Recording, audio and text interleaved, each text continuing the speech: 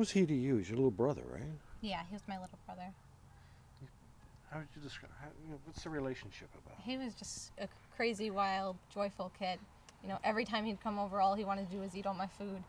Even the old candy corn sitting in the window that was 3 months old and unopened, or opened, not packaged. And I just remember him every time he comes over just eating it. And I'm like, 13-year-old. yeah.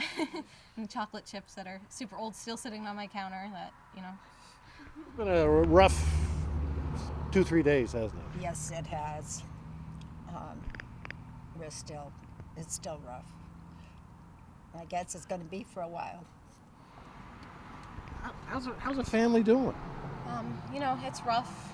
We're not doing too well, but we're going to get through it one day at a time, with the support of each other right now. What's your biggest strength right now? Just being there for my mom.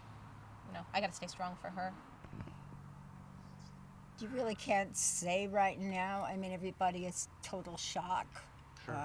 The shock just has to go away, and it will never go away. The memory is always there. How would you describe him, his personality?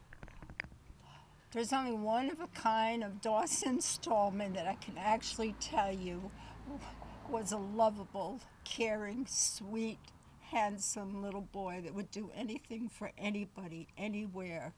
He would take his last dollar and give it to you. If he needed a drink, he would give it to his friends before he would give it to himself. He was one of a kind. Everyone loved him. I love him. I will always love him. And I don't think I can say more than that about Dawson, because he was just so caring, so helpful. I mean, he was a beautiful person. He was a beautiful kid, and he's missed terribly. What can people do to help? Right now, the biggest thing is money. We need, if anyone wants to help donate, and food. The funeral's going to cost us a lot, so we're not as financially stable right now, and